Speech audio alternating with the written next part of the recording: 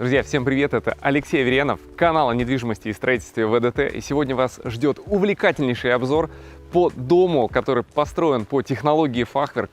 Это первый фахверковый дом у меня на канале, и он очень современный. Это продукт наших коллег, точечных девелоперов, которые так же, как и мы, в уже готовых поселках строят дом с отделкой под ключ, с последующей его продажей. При этом этот продукт очень продуманный, интересный, с кучей классных решений, которые точно вас вдохновят. Я даже под этот дом придумал новую считалочку. Камень, дерево, стекло, ЦУЕФА. Поехали! Такое расположение дома визуально расширяет участок. Шпон американского ореха, индонезийского дерева суар, дерево минди. Гнездо для собаки. Из-за этого не образуются сосульки. Спереди окно, справа окно. Сидишь как будто в лесу. Вообще шикарно.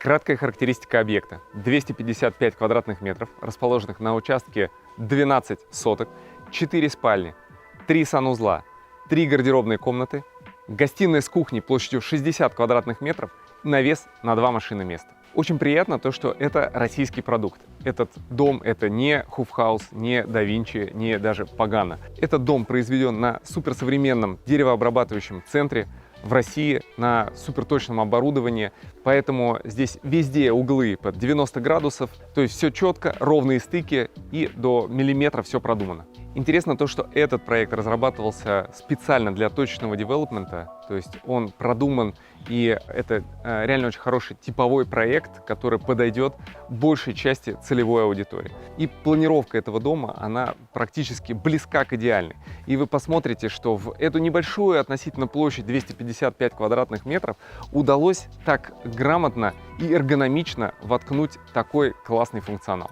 Это тот продукт, где не экономили на качестве, а самое главное, ставилась задача сделать так, чтобы будущие собственники этого дома не испытывали проблем с его эксплуатацией. Пару слов расскажу про поселок. Мы находимся примерно в 40 километрах от МКАД по Можайскому шоссе. Это коттеджный поселок Зеленая Роща. Он достаточно большой, и здесь очень много участков, причем он очень разношерстный сам поселок. У него есть дома и на гектаре, есть дома на небольших участках по 10 соток. Но несмотря на то, что он находится относительно далеко от МКАДа, он все равно большей частью проживающих здесь людей используется для постоянного проживания. И этот дом тоже сделан именно с прицелом на постоянное проживание. Дело в том, что сейчас здесь проходит платная трасса, и есть прям выезд сразу на северный обход Одинцова. Вроде как обещают, что к концу 2023 года уже сделают северный объезд Кутузовского проспекта, и получится так, что платная трасса, выезжая из Подмосковья, прорезает всю Москву и оказывается прямо у Москва-Сити. То есть можно будет отсюда доехать за полчаса прямо до центра. И еще одно из преимуществ расположения — это то, что здесь буквально в 1,5 километрах находится парк Патриот, и пешком буквально 15 минут отсюда идти. Есть тропинка, как можно туда попасть. А там, конечно, отличная огромная территория с большой инфраструктурой для прогулок, для времяпрепровождения всей семьей.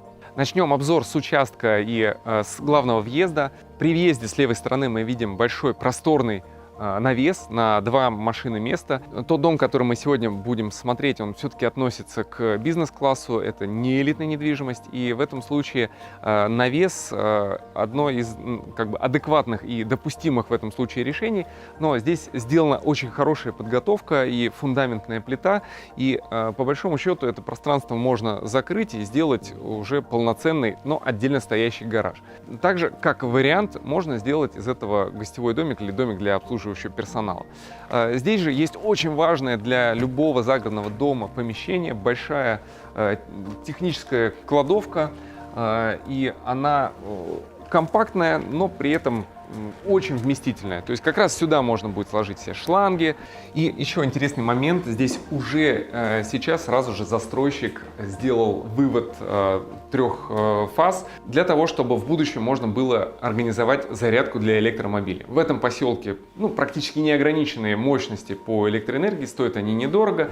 И здесь достаточно будет уже поставить саму зарядную станцию и заряжать хоть один, хоть два автомобиля одновременно. Пару мыслей про навес. На самом деле я себе тоже сейчас планирую свой будущий дом, но я его буду использовать в качестве досугового, то есть для проведения там выходных, поездок на праздничные дни, при этом буду проживать полностью в Москве. И я там тоже хочу сделать навес.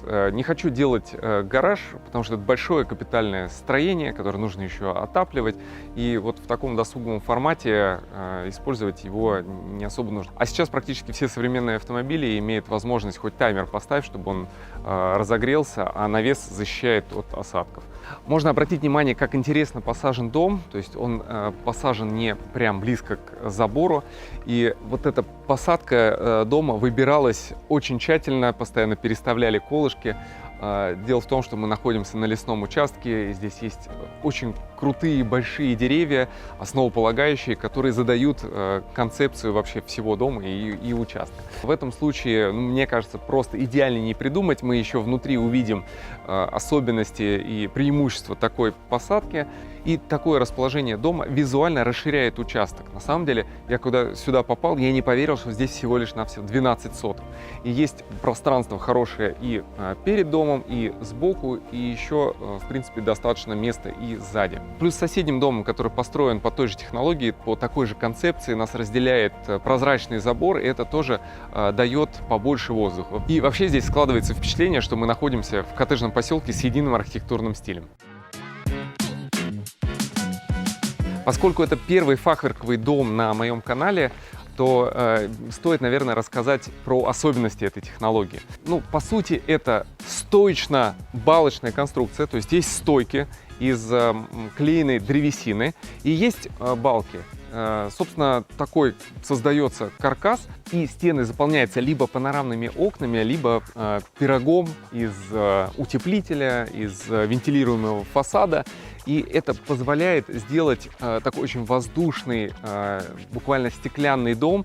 И благодаря тому, что стойки выполнены из дерева, оно само является изолирующим материалом. Они не очень большого размера, и получается так, что большая часть как раз у нас в стекле. И стекло сделано в самых главных комнатах, в спальнях, в гостиной. Соответственно, заполнение уже сплошное, оно идет там в гардеробных и в санузлах. По сути, дом можно отнести к разряду деревянных, но в отличие от классического деревянного дома там, из клееного бруса или просто из бруса, из бревна, эти дома можно сделать более современными, и помимо этого внутри можно реализовать практически любую отделку. Если деревянный дом нас обязывает делать больше в таком стиле кантри, дачном варианте, то здесь можно реализовать вполне такой урбанистический интерьер. Несмотря на обилие окон, этот дом очень теплый, и его даже можно отнести к разряду энергоэффективных. Конечно, если правильно классифицировать, этот дом относится к каркасной технологии. У нашей консервативной аудитории весьма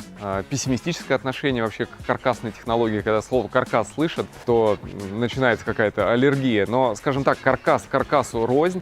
И, как ни странно, именно фахверковые дома аудитории воспринимаются очень хорошо. И это подтверждено тем, как сложился рынок и то, какой спрос есть на такого типа дома. Более того, есть такое ощущение, что в принципе фахверковые дома не ассоциируются с каркасной технологией. Еще одна особенность посадки этого дома — это то, что он сделан в один уровень с участком, то есть пол самого дома переходит в террасу и дальше переходит в участок. То есть, по сути, даже нет ни единой нигде никакой ступеньки. На самом деле существует стереотип, что дом должен быть приподнят обязательно, что там он подвержен осадкам, снегу, там гнить будет и так далее. Но по факту, смотрите, огромный свес кровли, который выдвигается больше, чем на метр, он защищает от прямых осадков, да? То есть второй момент, то, что здесь по всему дому сделан очень классный дренаж. И вот где вы видите гальку или вот декинговую доску, под ней лежит железобетонная плита, сделанная из гидроизоляции. То есть, по сути, вся вода полностью отводится. А гниение, когда оно происходит? Когда происходит таяние, положительная плюсовая температура. Вот. Поэтому, если даже и будет здесь стоять снег, то он при таянии будет сразу вода отходить, ну и, соответственно, ничего подвержено гниению не будет. Это решение, на самом деле, на долгие-долгие годы. И еще момент. Этот проект разработан непосредственно для лесных участков.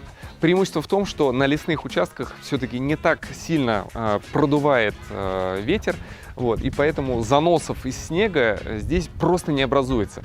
Это уже 4-й дом этого точного девелопера в этом поселке на таких же лесных участках.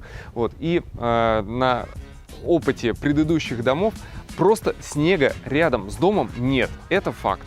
Кстати, забыл вам показать особенности крыши этого дома. Он, на самом деле, в отличие от большинства фахверковых домов, которые вот сразу приходят на ум, где такая вот скатная кровля, и эти дома уже больше смотрятся как дачные дома, этот дом реально, поскольку планировался как дом для постоянного проживания, то и сделана кровля была таким образом, чтобы 2-й этаж был полноценным жилым этажом, без вот этих вот мансардных потолков. И вообще, когда подходишь к этому дому, кажется, что у него плоская крыша. Но на самом деле крыша скатная, просто этого снизу не видно. И таким образом мы больше подходим уже к стилю Райта.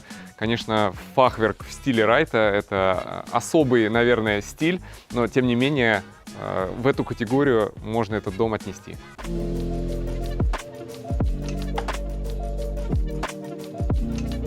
Конечно, у тех, кто приобретает или рассматривает подобные дома, основное возражение возникает с окнами, да, потому что огромные площади остекления, типа это не для нашего климата, можно там замерзнуть. Но на самом деле окна толщиной 8 мм, закаленное стекло, наполненное аргоном.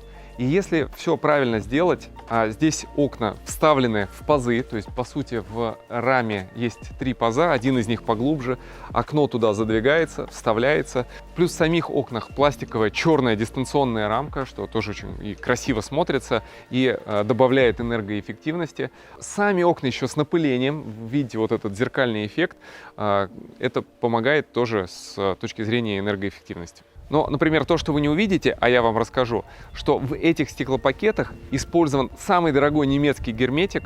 И он, во-первых, нужен для того, чтобы газ аргон не выходил из него. Плюс у него есть свойство, то, что он не разлагается при соприкосновении с деревом. Тоже очень важный момент. Сами стойки и балки пропитаны специальным маслом фирмы Linus. И у него очень благородный цвет. То есть получается, что и чуть-чуть видно сам цвет дерева, текстуру его, вот, при этом под разным углом, при разном освещении он кажется то каким-то таким благородно-серым, то немножко коричневатым. Очень крутой эффект. Особенно это круто смотрится с этой мраморной белой галькой.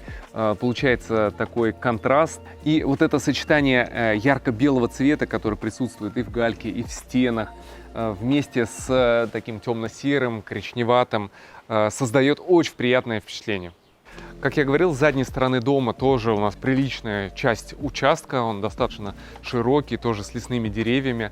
Вот. И здесь как раз вот сейчас 12 часов, и солнце попадает ровно сюда, то есть как раз вот южная сторона, она находится здесь, и здесь очень приятно находиться. При этом как бы где-то можно найти там тенечек от деревьев. Из интересной особенности дома, вот, он не просто квадратная коробка, а вот есть, например, такой эркер, в котором расположена лестница, и мы посмотрим, как площадка этой лестницы смотрится, когда у тебя с 3 сторон она окружена стеклом. Конечно же, это сильное удорожание дома, можно было бы просто сплошной стеной сделать, вот, потому что здесь и более сложные крыша, вот, и сам вот этот вот объем, который достаточно дорогой, с большим количеством остекления, но вы не представляете просто, насколько это круто смотрится, это совершенно просто другие ощущения от этого дома. На фасаде есть еще и декоративное освещение. Оно представлено и на заднем фасаде, и на переднем фасаде, плюс еще дополнительно подсвечены на переднем фасаде балки. Тоже очень красиво в темноте смотрится. Вообще все фахверки за счет своего панорамного остекления смотрятся очень круто вечером, потому что можно расшторить все занавески, вот, и включить весь свет. И дом получается освещен естественным образом. Все-таки предлагаю обойти дом со всех сторон, для того, чтобы сложилось прям полное впечатление. Картина. Это окно гостевой спальни на 1-м этаже. Его можно использовать и под кабинет. Мы его еще обязательно изнутри посмотрим. Самое главное, что оно со своим входом, что тоже очень функционально. И есть отдельный вход в котельную. Котельная тоже с дверью стеклянной. В нее мы тоже попадем и внимательно все посмотрим. Из продуктовых важных моментов, вот, например, выведена вода, потому что так или иначе все равно в сухую погоду нужно там траву поливать. Кран специальный, уличный, который зимой не замерзает. Так или иначе, вы точно будете задавать мне вопросы, что же там с фахверками Домогацкого. Действительно, Сергей со своим каналом «Фахверк Домогацкого» вообще, в принципе, застолбил, скажем так, эту нишу в российском ютубе. Меня иногда спрашивают, а как ты к нему относишься? Вот, мы лично знакомы, участвовали в различных мероприятиях. Я скажу так, что Сергей сделал, в принципе, неплохой продукт для своей аудитории. Вот, но с кем бы я ни общался из тех, кто производит или там строит дома по этой технологии, все его производители критикуют за, скажем так, излишнюю оптимизацию. Да, это позволяет ему сделать продукт более доступный по цене.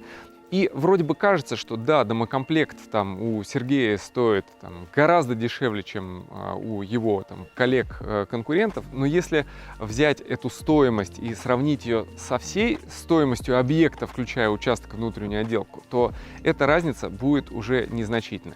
А вот с точки зрения долгосрочности, эксплуатации, конечно, есть определенные нюансы. Кстати, что самое интересное, Сергей позиционирует, что у него компания с большими оборотами, что он строит там десятки домов каждый месяц. И у него канал, на котором уже огромное количество видео, и он там часто рассказывает про фахверк. Но при этом я так вот не припоминаю, чтобы у него был полноценный обзор дома, полностью готового под ключ там с мебелью. Может быть, за исключением шоурума, который он построил для выставки. Вот сейчас у вас как раз есть возможность посмотреть, как выглядит фахверк в полностью готовом виде под ключ. Итак, попадаем в дом через основной вход. И здесь у нас прихожая. При этом в самом доме есть много различных дальнейших возможностей и там, вариаций. В частности, есть ниша, где можно либо сделать встроенный шкаф, либо просто повесить крючки, сделать какие-нибудь полки для обуви, там, банкетку поставить и так далее. При входе у нас встречает выключатель. Основной называется кнопка «Выключить все», о которой я постоянно вам говорю. И это, конечно, очень удобно, потому что ты можешь не выключать во всем доме свет, пришел, выключил. Но здесь устроено это таким образом, что выключение происходит в щитке, и для того, чтобы включить обратно, надо опять нажать на этот выключатель. Вот. Но это предполагается, что человек уже полностью, там, вся семья уже ушла из дома, выключила, и дальше при входе опять же его нажал. Здесь можно обратить внимание на то, как сделана электрика. Все фирмы АББ. Посмотрите, сколько всего, все очень аккуратно подписано с наклеечками. И сама электрика сделана на реле, то есть от каждого источника света идет силовой кабель в щиток. И здесь стоит радиоуправляемое реле, которая включает ту или иную группу света. Что это помогает сделать? Это помогает сделать накладные выключатели и установить их в любое место. Если вдруг вы, соответственно, ошиблись или там вам как бы кнопка неудобна, то вы можете ее перепрограммировать, поставить в другое место. Сами выключатели, они беспроводные, они на батарейках. Батарейки надо менять раз в 7 лет. Очень удобно. Здесь щитки оставили пока в таком открытом виде, чтобы был удобный доступ, но на самом деле все это легко закрывается, можно сделать зеркальную дверь, заодно будет зеркало, чтобы перед выходом на себя посмотреть, ну и как бы будет удобный доступ к щиткам в любое время. Здесь шкаф можно не делать, потому что при входе нас ждет большая гардеробная, и вообще, в принципе, если дом используется для постоянного проживания, наличие гардеробной при входе – это обязательное условие. Вот гаража может не быть, но вот гардеробная при этом должна быть. Любой дом – это на самом деле очень сложный продукт, и часто потенциальный покупатель видит только вершину айсберга. Ну и этим, естественно, пользуются недобросовестные девелоперы, которые эту вершинку айсберга украшают максимально, да, а вот то, что там внутри, под водой, там начинается максимальная экономия. Это абсолютно не тот случай. И вот здесь очень много вещей, которые просто скрыты и в которые вложено огромное количество денег. В частности, вот мы находимся в гардеробной комнате, да, и человек придет и скажет, ну да, гардеробная комната. Но никто не подумает о том, что ему здесь потом расставлять мебель, навешивать огромные полки. Они должны крепко и надежно крепиться со стеной. Для этого надо продумать, чтобы эти стены были усилены. Здесь стены усилены толстой фанерой, больше чем 20 миллиметров. И самое главное, что вообще нигде нет ни одного провода, то есть вы можете в любое место любые полки повесить, и просто они выдержат слона. Здесь очень интересно, кстати, сделано планировочное решение, когда гардеробная является проходной и ведет в котельную. Котельная, с одной стороны, вроде как техническое помещение, но посмотрите, как все аккуратно сделано. Сразу видно добротную медную обвязку котельной. Вот, все скрыто, все как будто бы на своих местах находится.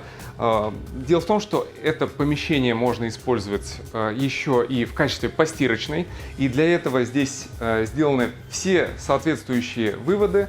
Вывод под стиральную машину, вывод под мойку для лап собак. И как раз ее можно сделать на удобном уровне.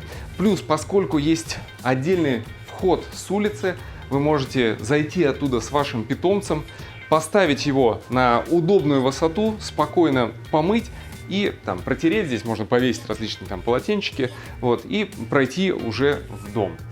Самое интересное еще, тоже деталь, но очень немаловажная. Здесь предполагается установка сушильной машины.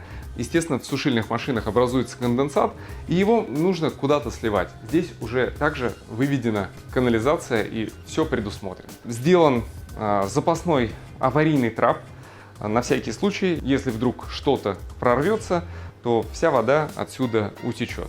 И установлена система гидролок, которая блокирует, соответственно, всю подачу воды в доме, если произошла где-то протечка. Беспроводные датчики установлены в санузлах, то есть если вдруг там ванна перелилась и так далее, вот именно здесь, в этом месте, блокируется вся подача дома воды. Конечно, что-то, может быть, какое-то количество воды есть, останется в системе, оно выльется, но это будет не критично, то есть весь дом мы таким образом не зальем. В этом доме сейчас не предусмотрена система приточно-вытяжной вентиляции. Как здесь организована вентиляция, я вам покажу чуть позже. Но в котельной есть достаточно места, как раз можно вот это все подпотолочное пространство использовать для того, чтобы разместить там приточную установку. Конечно, нужно будет произвести определенные действия и где-то проложить там короба, но так или иначе этот вопрос решаемый. Для тех, кто фанат вентиляции в загородном доме, можно это осуществить. Собственно, вот он маршрут. Человек разделся, в гардеробной повесил все свои вещи и проходит самое главное помещение этого дома – гостиная. Гостиная просто шикарнейшая, потому что, конечно, и тон здесь задает сам участок с лесными деревьями, панорамное остекление, очень приятная обстановка. Здесь выполнен теплый пол по всей площади первого этажа. И вот хочу обратить ваше внимание еще раз на ту самую безбарьерную среду, которая создана в этом доме. То есть, по сути, пол просто перетекает в террасу, и мы себя, находясь в помещении, чувствуем, как будто мы на улице, на свежем воздухе, в лесу. Как я уже говорил, что в этом доме пока что не предусмотрена приточно-вытяжная вентиляция, но для этого есть в летнее время, можно открыть такие сверху промуги, отсюда открывается, очень удобно. Ну и если недостаточно будет, то можно открыть двери, плюс есть еще двери с поворотно-откидным механизмом. Везде дорогая фурнитура, Шуко, все очень четко. И прям вот даже удобно пользоваться, да, вот это ощущение открытия, когда хорошие, классные механизмы. Что касается самой гостиной, тоже очень уютная с точки зрения и расстановки мебели, и то, что вот можно, опять же, сесть на диван напрямую, как раз по прямой смотреть телевизор.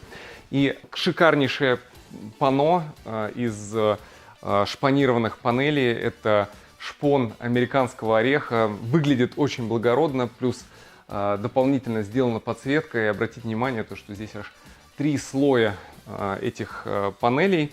Ну и опять же вы можете здесь повесить любой телевизор. И наша любимая история, которую мы тоже во всех наших домах применяем, это проложенные кабель-каналы, через которые в дальнейшем можно подсоединить любое оборудование. Здесь и розетки, и, соответственно, вот этот кабель-канал сюда приходит, ставится, сюда уже выставляется любое оборудование, которое необходимо, и все спокойно подсоединяется и не будет висящих этих проводов. Как говорится, в любом доме должен быть мини-очаг, чтобы была женщина, которая за ним следит. Вот, собственно, его небольшой прототип. Еще один интересный аксессуар. Это, по сути, кофейный столик. Вот, но он еще и Bluetooth-колонка плюс зарядка для телефона. Тоже вот можно положить и заряжать. Ну и тоже, опять же, вот много всяких мелочей, на которые, может быть, сразу не обратишь внимания. Как сделан свет. Здесь используются трековые светильники, в него вставлены 3 типа светильников, такие вот висячие светильники, те, которые просто вот светят, и лампочка, которая направлена прям непосредственно на диван, где можно сесть и вечером уже почитать с книжкой. Она, собственно, и будет тебе книжку освещать. Вот. Ну и диваны тоже, видите, одни повернуты в сторону телевизора, а другой, наоборот, повернут в сторону стола. И мне даже этот больше нравится как раз для чтения. Спереди окно, справа окно. Сидишь как будто в лесу. Вообще шикарно. Двигаемся дальше. Друзья, ну, конечно же, ощущение, то, что ты находишься на улице, в лесу, оно не только в гостиной, еще и в столовой зоне. Вот. Плюс дополняется это ощущение таким шикарным столом. Он сделан из слэба индонезийского дерева суар. Это дождевое дерево. Я посмотрел в интернете, как оно выглядит с супер раскидистой кроной, супер красиво. До этого не видел. Вот. На самом деле очень красиво. Толстый, не знаю сколько, наверное, 8 сантиметров, может, почти 10 сантиметров толщиной. Стулья, мне, кстати, когда посмотрел на фотографии этого дома и увидел стулья, подумал, что ж такое, поставили пластиковые стулья. Но на самом деле это тоже натуральное дерево, тоже индонезийское, редкое, называется дерево минди. Вот. Стулья, кстати, давайте попробуем, насколько они удобны. Проверьте. О, я как это, во главе стола. Вот, стол большой, сейчас здесь 6 стульев, но здесь спокойно поместится и 8, и 10 человек. Интересные, кстати, вот такие моменты. Понятно, что дерево — это живой организм, оно там рассыхается, дает трещины. Это вот такой способ как бы сделать так, чтобы трещина просто дальше не разрасталась.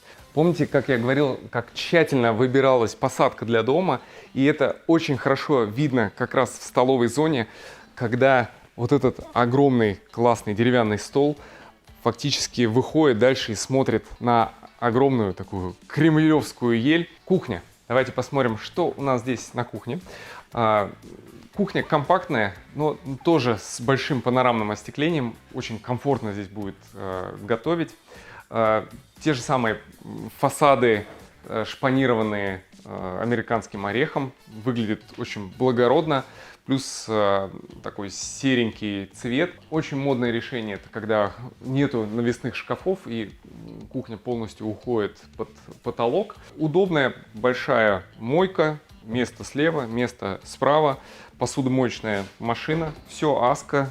Как вы помните, Аска — лидер с точки зрения производства техники, которая связана с водой. Индукционная плита. Духовой шкаф. Ну, из гедонистических особенностей это винный шкаф.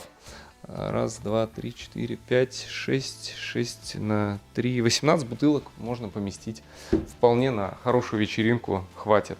Ну, опять же, тоже вот вещи, которые достаточно дорого стоят, но при этом можно использовать все пространство этих ящиков. Удобные выдвижные полки. Можно разместить целую кучу всего, всякие приправы, там, крупы и так далее. И еще видим одну беспроводную зарядку. Это уже зарядка, которая была встроена непосредственно в кухню. На самом деле сейчас уже появились зарядки, которые через всю столешницу пробивают и достаточно эффективно заряжают гаджеты. При этом нет никаких проводов. На самом деле это вот то, к чему нужно стремиться. Очень круто здесь оптимизированы все выходы, входы в дом. Все достаточно продумано и сделано таким образом, чтобы, например, даже и не думал человек, будущий покупатель, о том, что нужно делать какие-то беседки. Все интегрировано и вместе с домом. Есть выход с кухни, то есть, например, вы приехали, привезли продукты, через отдельную дверь занесли все на кухню, разложили по холодильникам, поставили на вот этот полуостров, разложили, расфасовали. А еще очень удобно то, что через этот выход можно выносить продукты на террасу, минуя, собственно, основное помещение кухни, столовой, гостиной, и никого не беспокоя. А выход на террасу уже будет осуществляться через основную территорию. То есть, грубо говоря, вот мы все взяли, принесли. Здесь можно, кстати, организовать какую-то там зону барбекю. Вот, все приготовили. Здесь можно поставить огромный стол на большую компанию. Оттуда, собственно, его сервируем. И когда все готово, пожалуйста, прошу. Если стол будет стоять здесь, а здесь ему самое место, то, конечно же, над ним уже нет навеса, свес кровли до сюда не доходит. Нас от небольшого дождя будет защищать эта шикарная ель, но когда начнется ливень, конечно же, нас уже это не спасет. И самым лучшим решением было бы сделать электрическую выдвигающуюся маркизу, устанавливается она на балку, и здесь застройщик тоже предусмотрительно вывел розетки для того, чтобы ее можно было подключить. Кстати, если уж мы говорим про встречу гостей, то надо это делать тоже подобающим образом. Вот. И здесь у нас есть IP-домофония компании Hikvision, то есть можно получить вызов на эту панель. Есть еще панель на втором этаже, то есть когда гости приехали, раз смотришь, кто приехал, открыл. Но самое главное, если вдруг вас нет дома, то можно сделать так, чтобы звонок этот отправлялся вам на мобильный телефон. Вы всегда узнаете, что да, гости приехали. Можете им сказать, подождите буквально там 5 минут, а может быть даже и дистанционно открыть им дверь, чтобы они уже заехали.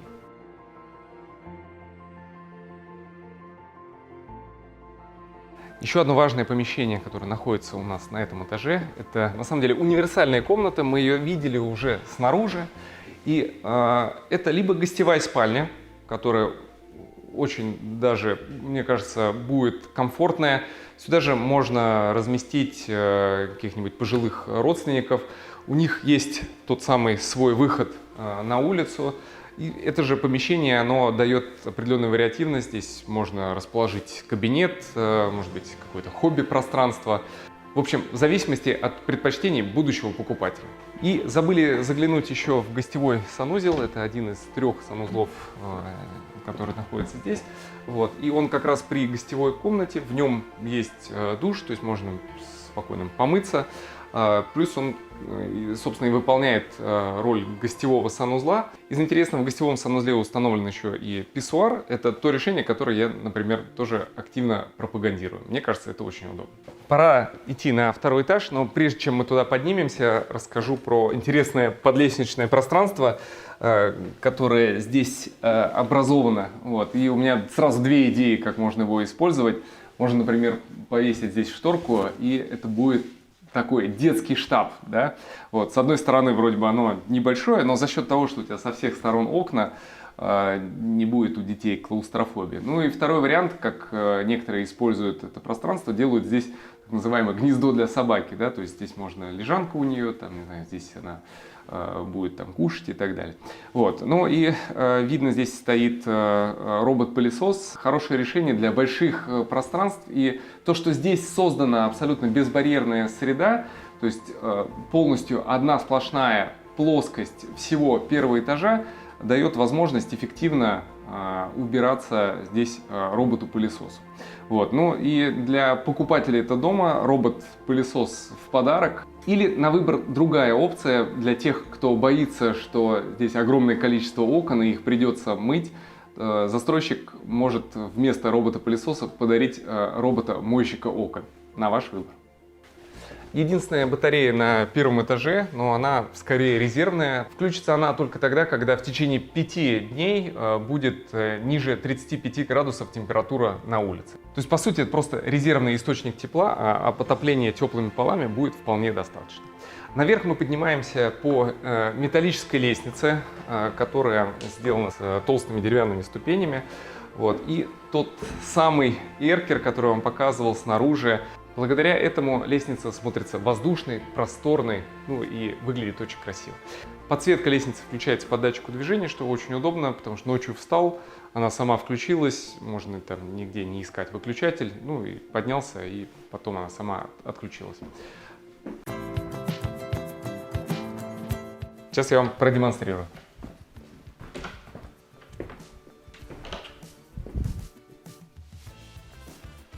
То есть вот он, интересный эффект фахверкового дома. Ты стоишь в одной точке на втором этаже, у тебя с трех сторон отовсюду окна и вид на лес. Просто потрясающее ощущение. Начнем обзор второго этажа с главной спальни, так называемый мастер-блок. Два огромных панорамных окна, и вот это конкретно смотрит на ту ель, которую мы видели снизу со стороны столовой. Сюда ставишь кровать, сюда вешаешь телевизор, здесь будуарная зона, выход на балкон, просто шикарнейшая мастер-спальня. Единственное, вот хотел как раз вас, друзья, спросить, здесь застройщик принял решение не делать внутрипольные конвекторы, которые он просто не любит, потому что есть определенные минусы в эксплуатации этих внутрипольных конвекторов, туда забивается пыль, вот, постоянно, ну и плюс эти решетки тоже не очень красиво выглядят. Вот. И здесь установлены дизайнерские батареи Arbonia, очень дорогие. Сейчас, мне кажется, с учетом текущих санкций и так далее, вообще их можно не дождаться. Вот. Но, тем не менее, у них есть нюанс. Они, конечно, немножко загораживают вид. И ну, для меня это может быть неким образом спорное решение. Но мне интересно ваше мнение. Напишите, пожалуйста, в комментариях, оставили бы вы здесь такие красивые батареи или бы заменили их на внутрипольные конвекторы. Отличный бонус для мастер-спальни – это свой выход на балкончик. Он, конечно, небольшой, вот, но очень уютный, с видом также на участок. Вот тот самый гештальт закрыть про чашечку кофе с утра на балконе своей спальни. За этой дверью гардеробная комната, она квадратной формы. И раньше застройщик делал здесь тоже большое окно, но оказалось то, что оно не очень востребовано. Ну правда, в этом доме уже достаточно окон, и в гардеробной как раз можно сделать так, чтобы разместилось побольше вещей. Здесь мебель не установлена, но зато тоже вот продуманы вот эти коробочки, например, вы видите. Это распаечная коробка, где есть выведены провода, и в дальнейшем можно сделать подсветку гардеробной. Вы же знаете, да, как красиво смотрится гардеробная, когда она с подсветочкой. Вот. И на вот эту коробочку тоже обращу ваше внимание. Это приточный клапан с автоматической регулировкой. Это одна из форм вентиляции дома, особенно в зимнее время.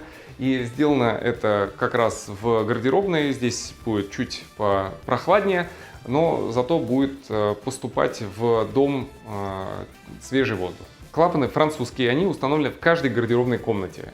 Они достаточно производительные, потому что пропускают через себя от 4 до 40 кубических метров отфильтрованного воздуха в час. Из особенностей отделки это натяжной тканевый потолок. Его преимущество в том, что никогда там не образуется никаких трещин. И самое интересное, что это дает определенной гибкости с точки зрения размещения световых приборов. Ну, не нравится вам, когда вот такие светильники висят? Взяли, сняли ткань, развесили те светильники, которые нужны, и все, и натянули заново потолок. Делается это буквально за считанные часы. И тоже вот эта безбарьерная среда, она как идет по полу первого этажа, так же и по потолку второго этажа. Потому что здесь на одном уровне находится потолок и сразу подшивка свеса кровли. Тоже очень круто смотрится. При мастер-спальне обязательно должна быть своя ванная комната. Здесь шикарнейшая островная ванная, которая тоже находится в эркере. И именно так и нужно устанавливать отдельно стоящую ванну, потому что я иногда вижу в домах, где эту ванну ставят к стенке, и за ней образуется некое пространство, в которое уже не подлезть, и оно забивается пылью, там не промоешь. В общем, так нужно делать. И, конечно, очень круто сюда залезть в теплую воду, особенно если, может быть, погода не очень хорошая. Вот сейчас, например, начался дождь. Вот, и здесь такой уют и сплошная романтика. Кто-то ванну не любит, да и, честно признаться, в такой ванне мыться не очень удобно. Ну, для этого есть душ. Здесь есть и тропический душ, и обычный душ. Но обратите внимание на этот поддон. Это называется система Soft Tray, и он реально мягкий. При этом похож на камень, но мне кажется, очень удобно ходить по нему голыми ногами. Пару слов расскажу про полотенцесушители в этом доме. Они установлены электрические. Часто полотенцесушители используются для рециркуляции горячей воды. И в этом случае это позволяет сделать так, чтобы вода шла быстро, горячая сразу там на втором этаже. Вот. Но я считаю, что, и мы даже это в стандарты наши заложили, именно электрические полотенцесушители, потому что, ну, например, летом, когда жара, по нему в любом случае будет циркулировать горячая вода, и это совершенно не нужно. А тут, собственно, полотенцесушитель выполняет прямую функцию сушить полотенце. Включил его на определенное время, как полотенце высохло, он выключился. Очень удобно и зимой, и летом.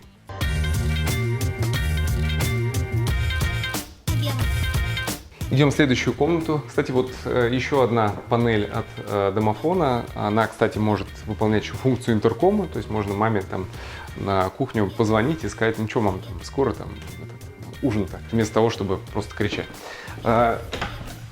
Еще одна комната, она тоже со своей гардеробной, но без санузла. Тоже очередной клапан установлен. Это гардеробная не только для хранения одежды. В ней предусмотрен лаз в подчердачное пространство. Я вообще немножко расскажу о том, что здесь утепление идет по перекрытию второго этажа, и наверху холодный чердак. И чем хорошо это решение, тем, что на самом деле оно не нагревает крышу, и из-за этого не образуются сосульки. Вот, казалось бы, мелочь тоже, да, а приятный нюанс. На доме не будет сосулек. Так, ну, давайте залезем туда, посмотрим. Я, как и говорил, надо каждый уголочек дома осмотреть. Собственно, и вам тоже это советую делать, если вы вдруг рассматриваете покупку дома, то надо заглянуть, посмотреть, как там везде все устроено.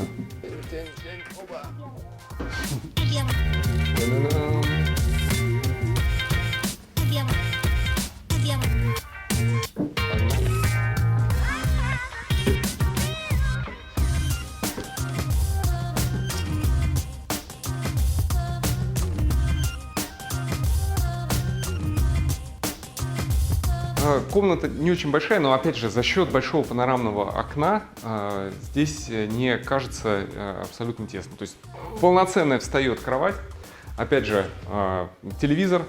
Вот, кстати, мне кажется, это то место, где наконец-то надо раз и навсегда решить вопрос. Если спальня с панорамным окном, куда ставить кровать? Так, чтобы она смотрела на телевизор, или делать ее так, чтобы она смотрела в панорамное окно? Голосуйте, пожалуйста, в комментариях, потому что когда в прошлый раз я устраивал голосование у себя в Instagram, то там получились вот такие результаты. Двигаемся дальше. Здесь расположен выход на балкон. Балкон общий для двух спален. И здесь же также мы видим фрамугу, которую можно открыть на проветривание. Вот. Но если этого недостаточно, то здесь вот та самая дверь с поворотно-откидным механизмом дополнительно тоже можно использовать для проветривания. Ну и совсем недостаточно. Открыл ее, и все, пожалуйста, на природе с выходом на балкончик. Еще тоже интересный момент. Вот обратите внимание на розетку, которую специально установили под свесом кровли. Такая же есть розетка с другой стороны. Это сделано для тех, кто захочет, например, свой дом украсить на Новый год, повесить различные вот эти гирлянды, будет возможность их подключить. Я, кстати, неплохо разбираюсь в фахверковых домах и примерно понимаю возражения, с которыми сталкиваются застройщики таких домов со стороны потенциальных заказчиков, покупателей. И одно из возражений — это, вот, например, вот такие шпильки, да, которые, по сути, пронизывают всю балку целиком и являются своеобразным мостиком холода. Ну, я, собственно, спросила, что с ними, не промерзают ли они.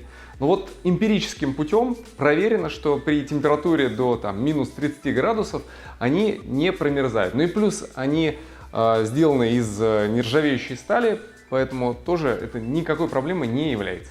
Вообще, конечно, фахверковая технология, она накладывает определенные ограничения на планировку, и невозможно ее сделать так же гибко, как это можно сделать в кирпичных домах, и ты можешь по-любому двигать стены и так далее. Но то, насколько здесь удачно в этом метраже удалось впихнуть вот этот весь функционал и сделать это с правильными помещениями, правильной формы там, то есть продуман практически каждый квадратный сантиметр. Это еще одна спальня, она чуть побольше, чем предыдущая, но на самом деле они идентичные, да? У каждой из них есть выход на балкон, который я уже показывал. То есть, по сути, если у вас двое детей, то они точно не будут драться. Вот. Выходит она на северную сторону, но, опять же, для спальни это абсолютно нормально. Вот. Я вообще люблю спальни на северной стороне. Что здесь интересно? Вот это мне показалось, что обои, думаю, как так, но обои сейчас уже не очень модно. Но это оказалось не обои, это панно из сплошного холста, то есть, по сути, это один сплошной материал. И самое интересное, что именно благодаря тому, что сам дом выполнен в высокотехнологичном обрабатывающем центре, удалось сделать плотное примыкание стены этого полотна к потолку. Зазоров совсем нет, просто супер качество. Ну и тоже помещение очень просторное, хорошее, можно расположить дополнительно там рабочее место, поставить возле окна, сделать шкаф. В отличие от той комнаты, здесь уже гардеробной нет. Но, в принципе, для подростка вот этого пространства под встроенный шкаф будет вполне достаточно. Ну и вот эта идея задана декоративным панно, она продолжается еще интересным тоже освещением, которое встроено в потолок. Отсутствует какая-то симметрия, мне кажется, для развития ребенка тоже дополнительный плюс. И последнее помещение, которым мы и закончим этот обзор, это санузел, который относится к этим двум комнатам. Вот, тоже шикарнейший вообще санузел с большим окном, душевая кабина, раковина. Вот, и здесь можно обратить внимание на черную сантехнику, которая, в принципе, присутствует по всему дому. Я в каком-то из своих там интервью рассказывал о том, что черная сантехника, этот тренд уже пошел на спад. Но каждый раз, когда я вот в доме вижу черную сантехнику, мне это очень нравится и выглядит это реально очень достойно. Ну и многие, естественно, зададутся вопросом, а как создать некую интимную обстановку, да, но при этом, может быть, полностью не закрывать весь вид из окна, потому что все-таки так или иначе есть соседний участок, вот, и будет некомфортно, если оттуда будет кто-то смотреть. Есть несколько вариантов. Первый вариант – повесить шторы, да? Вот. Второй вариант – есть ролеты, которые, например, опускаются сверху, но тогда мы, по сути, закроем также все окно. И есть ролеты, которые поднимаются снизу. То есть они могут находиться, например, на каком-то таком уровне, а тебе надо закрыться. Ты вот так чуть прикрыл, тебя уже не видно, но при этом остается вид на лес. Поделитесь, пожалуйста, в комментариях, насколько понравился вам этот дом и что бы вы в нем изменили. С вами был Алексей Аверьянов, канал о недвижимости и строительстве ВДТ. Подписывайтесь, ставьте колокольчик, владейте, двигайтесь, творите. Пока-пока.